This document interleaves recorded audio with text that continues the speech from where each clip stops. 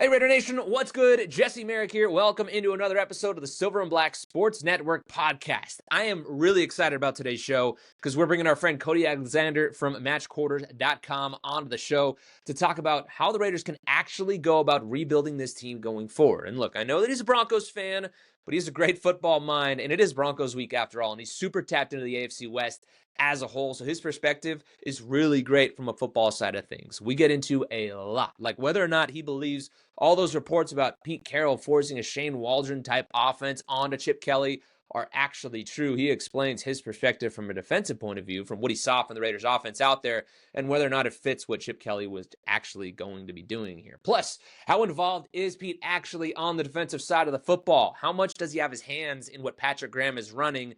And then we get into rebuild mode. Cody helps me explain how the Raiders can turn this roster over and actually begin to give you guys some things to look forward to in the future for the rebuild of this franchise. And of course, we talk about this weekend's matchup a bit at the end as well. Lots coming your way. And again, I really did enjoy this conversation with Cody.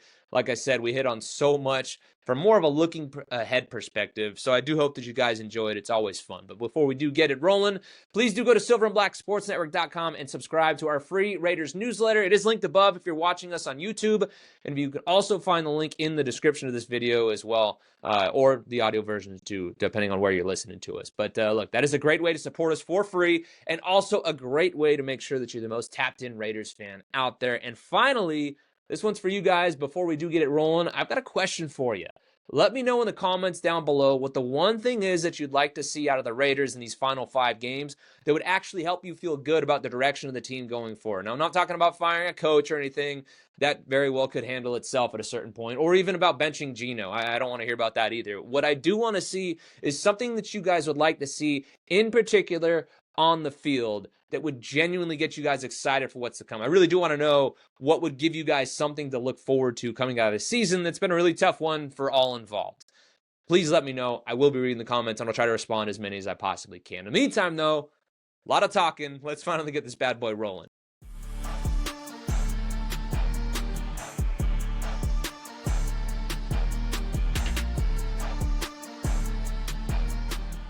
All right, Cody, so we're back. The second and final matchup for the Raiders and the Broncos. We'll get to the matchup in a bit because obviously, look, the Raiders season has not gone as many had hoped. So we got to start looking ahead to the future for this group. Who better to help me do that than you? Obviously, you are so tapped in on the AFC West as a whole. So before we start diving into the Raiders specifically and maybe kind of how you could see them to start to rebuild here, I'm just curious like how you wrap your head around what's transpired with them this entire season as a whole. It's just seemed disjointed from the beginning. I mean, I think there was a lot of high hopes for the Raiders. I mean, at least I thought them as kind of like one of those, like a dark horse team that could kind of surprise people. There's a lot of young players on defense. Then offensively, you're getting Geno Stone in there, not Geno Stone, Geno Smith. That's an awesome name. Yes, but you're getting Geno back, into a situation with Carroll. I thought the coordinators, Patrick Graham to me is one of the more underrated coordinators. I think I've told you that before as well. I was really excited for Chip Kelly, especially with the 12 personnel stuff, which I think we even mentioned that at the beginning of the year. Yeah. Then as the season played out, it became really apparent that there's things going on. It's just another hey, and look, you cover the Raiders. It just seems like and you ask anybody, because I'm an objective observer from the outside, but it's just there's something off. There's always some sort of drama, or it's disjointed, or it's just oh, well, they made that move and it didn't work out, or they paid somebody and he didn't play out. I thought they did it pretty much a safe offseason. They didn't overpay anybody. They let Spillane and Diablo walk, which I thought was really interesting. Pick one of them, right? And then, the secondary, I think, fit kind of what Carroll wanted in terms of just big, long, cover 3 defensive guys. And I think what you kind of look up in the middle of the season, and we have the things that come out with Chip Kelly of was he able to run his offense, or did he just pull a Brian Kelly and just quit in the middle of the season, right? Yeah. And even with Patrick Graham, you look at it defensively with Patrick Graham, the Raiders run one of the lowest blitz rates in the NFL. Yeah. And it almost makes sense to me of and you're closer to it than I am, but just from an objective observer from the outside, it really looks like Pete Carroll didn't learn anything. He came in, he told, and there's two sides to every story, but he basically told Chip Kelly, I don't want you running this stuff. This is what I want you to run. And then Patrick Graham has completely pared back down his blitzing from what he was last year, where he was doing a lot of cover zero blitzes, really leaning into the aggressive nature of the defense. And whether he is just so afraid of the secondary, I don't know. But to me, it's just what I thought they were going to be at the beginning of the year to what I saw against the Chargers. That's a completely different team than I thought it was going to be there.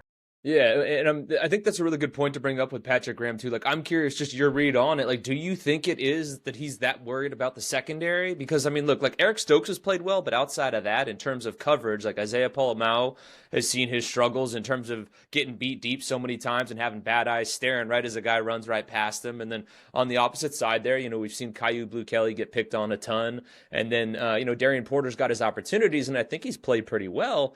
But they keep rotating him in almost like it's the preseason, the two of those guys opposite Stokes. So, like, from a defensive coordinator's perspective, like, do you think it is too much of Pete having his hands in that? Or is it like, hey, I just can't trust these guys to cover on the back end? I think it's both. I mean, look, you look at the stats like from last year. I mean, they're running about cover three about the exact same. So it's not really that. I think it really is kind of the personnel. I mean, you've kind of Stokes is one of those players that's like super gifted, but he just never panned out. I mean, he's kind of almost in the same sense of like a Jeffrey Okudah, that you get this high draft pick, you're really excited about him. He has all the physical tools, but he just never puts it together. And I think, like you said, you have a guy like Kelly, who I thought was really good and had a really good offseason. Right. I even did a thing. If you go to my YouTube, I did a whole deal on his technique and how good it was. But I think at the end of the day, like, you regress to the mean. You don't have a lot of high level talent. I think there was some potential. I think Polamau were really excited. But again, college free agent. You have Eric Stokes, who was denied his 5th-year option from the Packers. You have, Lonnie Johnson, who, essentially one of the worst safety rooms in Carolina last year. So it's just like, you look at these guys on the roster and it's pretty much piecemeal together. So I think you can kind of argue that this was inevitable. Yeah. Right. And so I think what you would have liked to happen, and in a perfect world, is what's happening with the Cowboys right now, where we had drafted kind of these middle to late round guys. We got a guy off of waivers from the Vikings, but we still have these two really good safeties when they're both healthy and everybody's communicating. Oh, look at that. That's what, now everything's kind of coming together with these young guys, but that's just not the case in Las Vegas. Yeah, no, definitely not. And two, I mean, one thing that just seems to be an issue for him too is, like, obviously Maxx Crosby shows up week in and week out, but he hasn't had much help along the defensive line either. So if you pair that, with the secondary having an issue like that, I mean, as a defensive coordinator, you're kind of operating with like one hand tied up behind your back, right?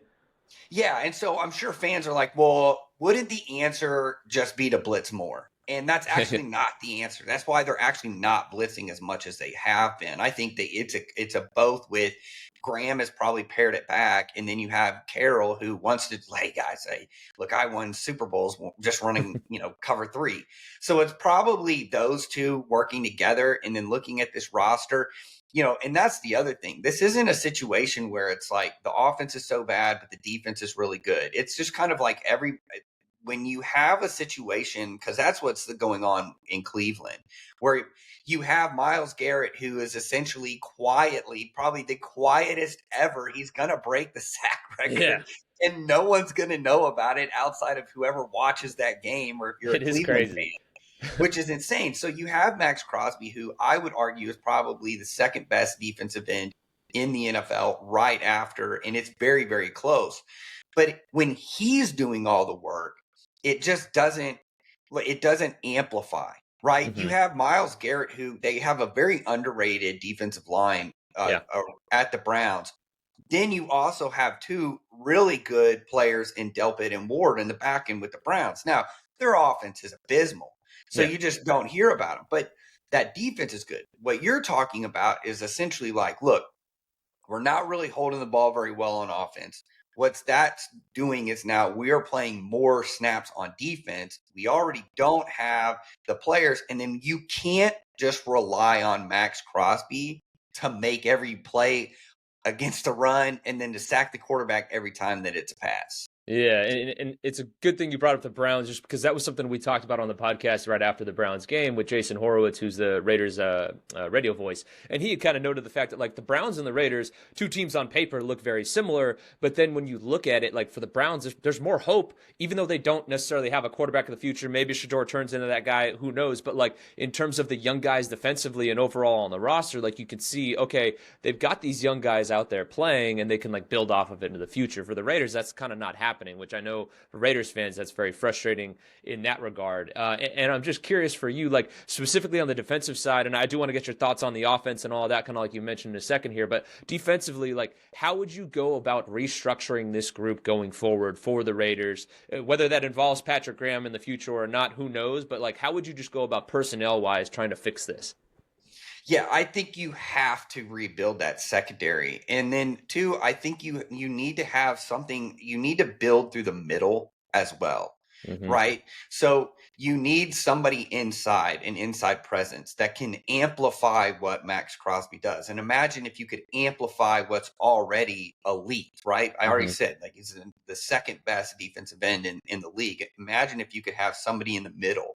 Then you got rid of two decent above average linebackers. I don't think you need a Fred Warner type. I don't think you need some just alien at linebacker to be successful. You just need guys. I mean, look at the Rams. You get one guy in the middle, Landman, who is just, he shows up in the A gap when he needs to. If you can put him on the line and he's not going to get blown off of the ball, he knows where to be in coverage, and he makes ball disrupting plays. That's all you're asking for. No one's saying that Landman is an all-pro. He's not Bobby Wagner, right? So, but what that says is like you just need a solid spot. That's why I thought it was really, really interesting with Spillbane and even Diablo. I think he ended up getting hurt, but even with him, you pick one of them to just sit there and stabilize it. And then at the safety level too, I think when you're doing so much coverage heavy, like even in cover 3, you got to have guys that can play down a little bit, play back a little bit. I think the Broncos staying within that. The Broncos are a great example of like two safeties that are basically hybrid safeties. Hufanga can play down if you need to. Jones can play down. They add him in the blitz game. It just amplifies your defense. And so to me, it's really building through the middle and not necessarily jumping at, which is kind of the Raider thing to do, is like just jump at a high, let's just bring in this free agent. Let's pay him a bunch of money. I think for me, it's just like a full roster reset of like, look, we have some of these corner pieces. Let's build on guys that we like the Palomau. I bet if you lined him up with somebody that is like a fringe Pro Bowler, I think, oh, okay, the communication piece works out better. Oh, he now can play a little bit more with what he wants to do. And then it helps just the whole communication piece. Your linebackers, your interior defensive line, it amplifies everything. And I really look at like the Cowboys as an example of that. Yes, they lost Michael Parsons, but they were able to basically clean up the whole middle of their defense. Yeah. Getting Overshown back, getting Logan Wilson in the middle. Now you have guys that are not going to make mistakes, right? And then in front of them are guys that are going to plug gaps. And then it's amazing what happens when everybody else just starts eating, because through the middle, look, football. We make football complex, and I'm probably it's not. It's really not. Yeah. Right. I'm probably one of the worst at it because I'm a scheme nerd, so I definitely make it more complex than it needs to be. But at the end of the day, like offensive line and defensive line wins. Look at the teams that have like Bears, for instance. What do? Completely rebuilt their interior offensive line. And what happens? Oh, the offense starts working. They can run the ball. I mean, so it's like you look at some of these teams that have made moves this offseason to rebuild the interior, and it's like, oh, those guys, those teams, they're having success. And it's the interior of the O-line and interior of the D-line. And then the linebacker position is kind of the one that's forgotten. But then go around and look, all the top-level defenses, they all have somebody at linebacker that's just like a stalwart. That's like, we know he's going to show up. We know he's going to get in, produce. Exactly. Yeah. And, it was really telling to me, watching the game against the Chargers on the broadcast, they threw the stat out there. I believe it for John Harbaugh, at least since he's been back with the Chargers, if he has 25 or more carries in the running game, he's now 17-1. Like that tells you all you need to know about football. Like you said, like it's not that complicated at the end of the day. Run the ball and stop the run. If you can control the trenches in that regard, like game over. So that's where it's like you see franchises like you noted, like that are going in different directions. It's like it's the ones that build from the inside out that really change things. So definitely that's where the Raiders need to start from. And I like what you said about the linebacker spot in particular too. Like, cause like look at it too, like with a guy like Logan Wilson, like he struggles in coverage at times, but he's a dude that can sit there, read his blocks and find those holes and stuff the run there behind a guy like a Quinnen Williams. And obviously for the Raiders, a million years ago, maybe they hoped that Christian Wilkins was going to be able to be that guy for them, which again seems like 4 seasons ago that all that went down. And so now they're very clearly seeing some of those issues as the seasons transpired, up there up front. But you did mention some stuff offensively that I really want to get to, and with your defensive perspective too, I think this is really valuable. There were all those reports out there saying that Pete really had his hands in, how the offense was being run, and that some defensive coordinators were actually having their scout team, run Shane Waldron's offense at times to prepare for the Raiders. Do you think that's accurate? Like, did you kind of see that out of the offense that the Raiders were running with Chip Kelly in charge?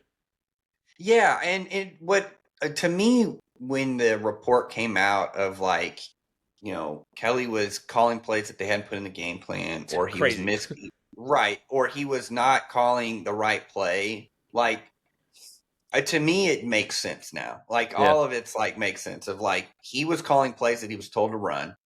On top of there were certain things he knew he wanted to run at that time, but they didn't put it in. But he's probably calling it just because, dude, the guy's almost 65 years old. And he's been calling this offense forever, and it's worked. And I know that like on the outside, like people look at him and they're like, well, he was a college guy. He's had success in college. He didn't have success in the NFL again. This offense is kind of played out. But I think like, yeah, I was actually really excited about this offense just because of the 2 tight ends. Mm-hmm. And then Ashton Genty at running back. And then you look at like the last game against the Chargers. And look, I understand you mentioned it. Game control is a real thing. I mean, 25 running, there's a reason why when they rush the ball 25 more times, they win. It's because they're running the ball because they're winning, And so it's like you look at that and it's, well, at the beginning of the year, it was Genty's not getting enough touches in the run game. They're just, we were told that he's basically like going to be like Bijan. He's going to come in, have 100 yards rushing and have 50 yards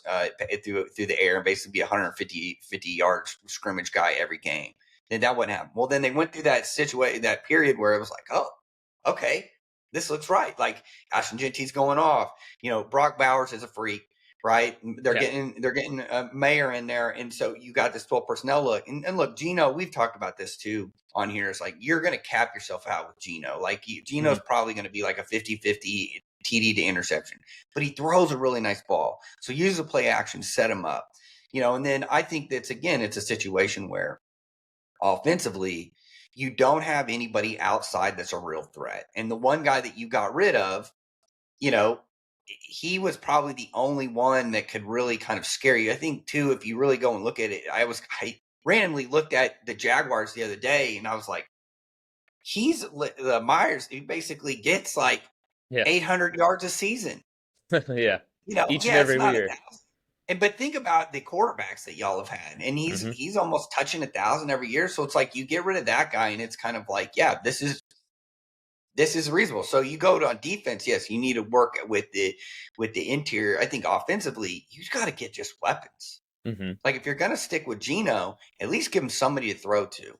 Yeah. Right. Like at least give him somebody to throw to, and then lean into the fact. Like I think what the Seahawks are doing is something that could easily translate into Las Vegas of just like, hey, we're going to go 12 and 13 personnel. We're going to look like we're going to run the ball, but we're really trying to set up the play action pass, get people in base, and then take advantage of it. Well, there's a reason why Jackson Smith and Jigba gets 40, I think almost like 40% of the target share. So you need to find, like, I don't think you need a guy that gets 40%, but you need a guy that takes it off of Bowers constantly making every single play. Because if you're relying on your tight end to make every single play, I don't think that's necessarily sustainable, no matter how gifted he is. Yeah, no, exactly. And even though they use him in so many different ways, like he is just a receiver essentially, but like I agree with you. Like you need somebody that can at least like it doesn't have to be like a Jamar Chase. You know what I mean? Like it can just Yes. be somebody that it's like, hey, look, we got to watch out for this guy. And I think that they did have that in Jacoby. And there's the argument that after I think it was like after the first 3 weeks, like he dropped like I want to say it was like 30 or 40 yards less per game than he had averaged in the first 3 games or something like that. I can't remember the exact stat off the top of my head, but like you had a guy in Jacoby that at least defenses had to respect. Now there's nobody in that offense that's doing that at that clip. At least they're not using him that way. I thought maybe Trey Tucker could start to become that guy, but that just hasn't materialized, and he hasn't done it, consistently enough. Obviously, offensive line, play calling, all that stuff, can factor into that. But yeah, I agree. Like just get a guy that you can trust back there. I am curious, and this is maybe just like wholesale from the outside looking in for you, like I've kind of come around to the idea that this might be a one and done season for Pete Carroll, just given how disjointed it's been, the fact that 2 coordinators get fired, the offensive line coach who is his son keeps his job after now they've given up 25 sacks in the last 4 games, an insane number there. Do you think Pete survives this? And if not, where do you think would be a good move to turn? Maybe not specific names unless you want to throw some out there, or like just I guess concept wise, or like philosophy wise, which way they should turn. Well, to me, it was a weird hire to begin with. I mean, I get what you wanted. Like, you wanted an established guy, but I think like what you saw at the end of the Seahawks and just what McDonald was able to just kind of instantly rejuvenate the entire organization there is, well, you're getting what you hired. You're getting a guy that's very conservative. He's ultra conservative in the sense that he wants to run the defense. And here's the thing. I think that this is one of the things that, like, if you're a fan, you probably don't necessarily understand. It's like you hired him to be the CEO, Yeah. right? To just, hey, you're going to do all the meetings. You're going to make sure the players are taken care of. You're going to make sure that the coordinators keep us on the tracks. You're going to offer your wisdom, because there is wisdom, Mm-hmm. right? I mean, there's a shot. Somebody showed a picture the other day of his USC staff of Ogeron, Sark, and Lane Kiffin, all on the same staff. Yeah. Right. So he builds coaches. It's just at this point and look, he's a cool story. What he was doing at USC with the coaching thing with the kids, that's awesome. I need you to do that. I don't need you to get into the X's and O's, because for whatever reason, that's not what your strength is now. And a lot of coaches, I feel, especially guys that set the meta in the NFL for over a decade, with the Legion of Boom, basically everybody just runs cover 3 and runs that specific version of cover 3, is that it's probably hard.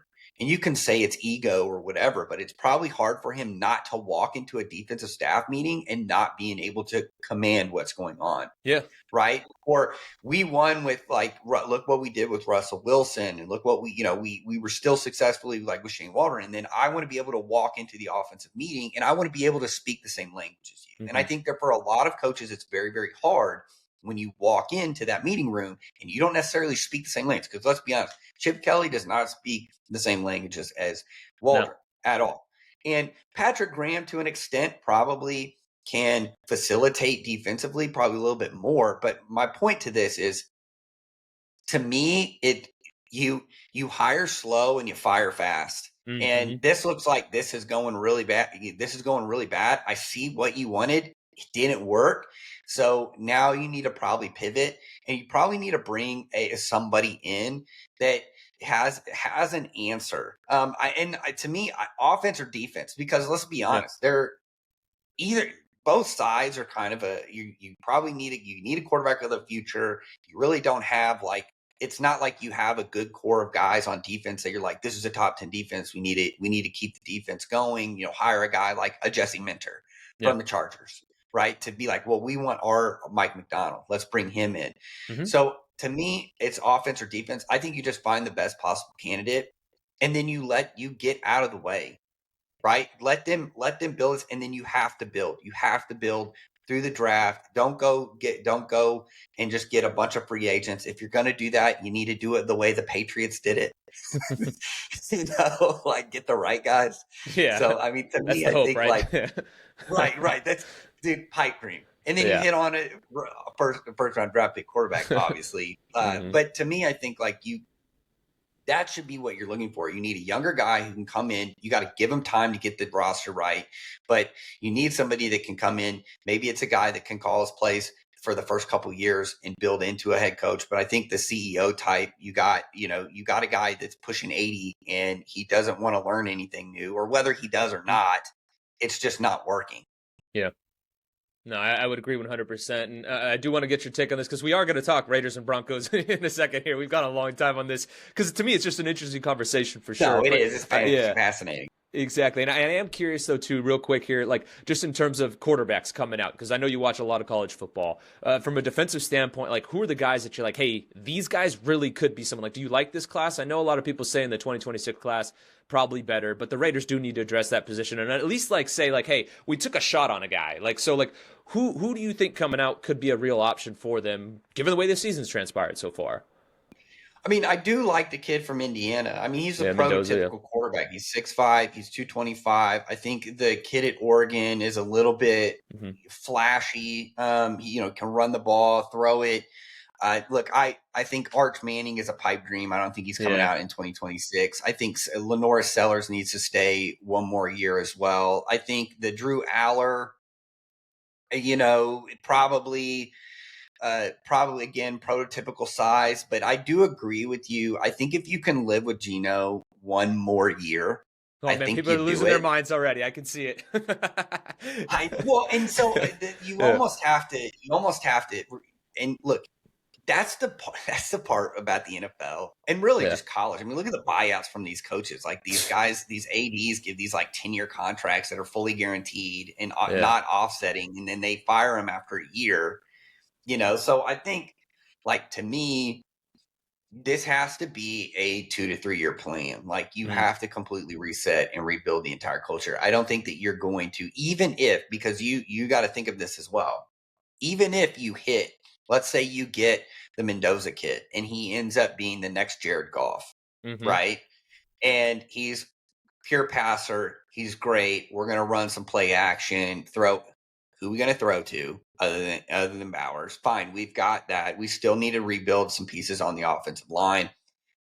We are going to look like the Bengals, and we can't stop anybody on defense. And all we have is one guy in Maxx Crosby who at some point is going to get tired of just being the only guy playing defense at a consistent level, which you can see that he's already getting frustrated. So it's like this has to be a process. And I think you have to bring somebody in like a Maxx Crosby and be like, hey, what do you need? Because we want to build around you defensively. And then also we need you to stay here, right? We need you to be here. And I think like maybe you do hire a defensive coach, but it's got to have somebody that's going to bring in an offensive coach that you trust and has a coordinator that you trust, is not going to try and run a college system, is not going to try and run is just kind of like a flash in the pan guy. So I think like you got to go one way or the other. It's just but it's going to take time because this roster just is not very good. No, yeah, and I know Raiders fans are tired of like kicking the can down the road next year, all of that. But I think that they would at least understand if there were like real building blocks you could point to of like, hey, okay, here's some positives, and that's what I think a lot of them are hoping to see. And a lot of them are screaming for the young guys to play so they can hopefully take some building blocks away or some positives to say like, hey, here are a couple pieces we can start to use, and then they can at least like see it. Because right now, like you said, it seems like so much needs to change on this roster that like the picture in front of them is just not clear at all about like where they go. So again, real curious to see how the rest of the season goes and how they address so many of these things in the off season. But man, we've gone over 25 minutes without talking about the game itself. So let's dive into the actual game here. The whole reason you are here, because obviously the Broncos and the AFC West as a whole better than just about anybody out there. So I'm curious for you, what was your biggest takeaway from the last time out when the Raiders played the Broncos? Obviously a bit of a rock fight, low scoring affair, but what'd you take away from that game? Well, the Broncos just in general, they remind me of kind of like the Chiefs from a couple years ago where they're just like not necessarily the efficiency monster that the Chiefs were, where everything was like a 4-minute drill where they were going to score a touchdown or they were going to score points, and then they were going to drain the clock, and then they were going to put you in a bind, which was going to force you to throw the ball, which was going to let Spags blitz. Like, you get what I'm saying? Like, it just was like this. It was basically this death spiral that you always get. They're going to get the ball back with 6 minutes left. They're going to drain the clock all the way down, score a touchdown, and wave at the fans on their way to the bus, right? Like, I think like the Broncos are kind of in a similar sense of that. They're completely fine running the ball. I thought even against the Commanders in this past game, they weren't really running the ball very well. Like, to the eye test, you felt like, oh, they ran the ball pretty decent. And then you go and you look at the box score and some of the analytics, like, oh yeah, they really didn't run, but he never abandoned it. So there was always that threat of run. So it wasn't like the Commanders could just sit back and like really just kind of lock in on the fact that they were going to pass. And I think that really bothers them. And so all of these games tend to be really close. The games where they've kind of pulled away from people is the games where like they just could not handle Benito and Cooper, like in Allen. Like it was like a 6-sack game, right? Like some of these teams that just don't have the offensive line. I thought against the Raiders, the offensive line did a relatively decent job, just not necessarily just letting it just be an 8-sack game, right? That it could have easily been. I think too, like getting in some of these heavy personnel sets. I thought the Commanders did a really good job of getting in heavy personnel sets, not really kind of taking it to it. Like Cooper was pretty much non-existent. Benito had 2 sacks, but they were all on like a 3rd down or like a 11 personnel passing situation. I thought that they really challenged them at the line of scrimmage. And so I think like you have 2 tight ends that are pretty good. Like really lean into that. I thought Ashton Jeanty ran really well against the Broncos at the beginning in that game. I think you kind of have the same mold. You cannot have another situation like the Chargers where you only run the ball. You only give him the ball like 9 times. Like you can't, you just cannot abandon the run. I thought too, like you can take a lot from that Commanders tape. Get the ball out quick, right? Run a lot of gap scheme means you're pulling guys. Force those linebackers to kind of go through that. This is a 5-man front. They want you to run wide zone. They want you to run zone because they're going to win the one-on-ones, right? So like if you want to zone block this, we're going to win because we're going to be faster than you, or we're just going to be stronger than you. We're going to beat you at the point of attack. But if you do some gap schemes and you do some things like that where you're pulling guys around, now you're putting it on the linebackers to make the play. And so I think the Commanders had some really good things. I think that you can pull away. Like Kingsbury basically was like, we are going to only throw down the field when we know we're getting man coverage. And the Broncos, I think, were a little bit afraid of Mariota running. And so they just kind of played a lot of zone. And so I think you kind of saw that in that game of where Mariota was getting the ball out. And they even mentioned it on the broadcast of like, man, it's like 1.7 was like the longest one that it took him to get. Well, what happens when you get to 2 seconds, 2.5, 3, he throws a pick. He just throws it up because that rush is going to get there at some point. So I think there's a lot of mitigating things that the Raiders can do. I think they can look at their game plan and kind of expand on some of the things that were successful. Look at what the Commanders have been able to do. But to me, that's what it is. You can't get into these passing situations and just let that pass rush come at you. Yeah, I'm surprised the quick game hasn't been more of an emphasis, for the Raiders, specifically too against a team like the Broncos. Like that's something. And then also look, like Geno Smith is not Marcus Mariota in terms of like running, but Geno can run, and we haven't seen him move well in the pocket or get out and run and things like that. And I'm just curious if that is something we see, like you said, like how much do they take away from that tape against the Commanders? One of the things that really stood out too, though, the last time the Broncos and the Raiders met, we talked about it leading up to that game. You said you win by attacking them with your tight end, with Brock Bowers. He had 3 targets and 1 catch. And they were saying a lot of times that he was doubled or they tried to do it or just didn't transpire, all those different things. Like, what was your takeaway on how the Raiders struggled to get Brock the ball, or conversely, what the Broncos did to take him away? Yeah, and that's the thing. It's just you have to search for that matchup against the Broncos. You're going to have to constantly move him around. You can't put him in one spot. You can't let them kind of get that double on him. And that kind of really the problem with that is that you have a situation where the Broncos feel like they can put Pat Surtain on Bowers. Yeah. And you're not going to bully Pat Surtain. Pat Surtain's an all-pro defensive player of the year. We're just going to put him on your best guy. Okay. Then you're going to have to win outside. So this has to be one of those games, even if Bowers disappears again and he only has 3 targets, it's got to be one of those where we're going to at least attempt to get him some plays, but some of these outside guys are going to have to win as well. I do think there's a situation where you can get into some certain sets that have given the Broncos problems before, putting both tight ends on the same side. What are they going to do now? How are you going, like, putting Bowers on the line of scrimmage to kind of change the way? Again, yeah, they can put a defensive end on him and kind of jam him, but it changes the kind of who can guard him to get that matchup. Search for a guy like Kafunga, who is not the best in coverage. He's great near the box. He's great as a deep safety coming down, not the greatest in man coverage. Find certain ways that you can get those matchups. When you get those matchups, be able to then attack it.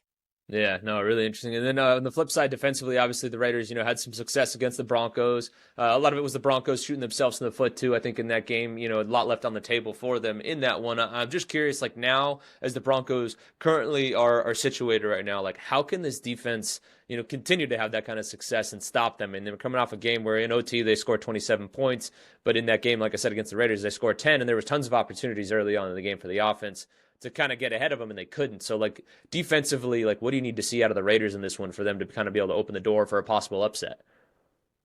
Well, I think you have to be, like, Maxx Crosby has to be a game wrecker in the run game. I'm not necessarily concerned about the passing game. If I'm the Raiders, I'm like, look, the passing game is passing game, but we got to get Bo Nix, one, to get in these situations where he has to just drop back and pass.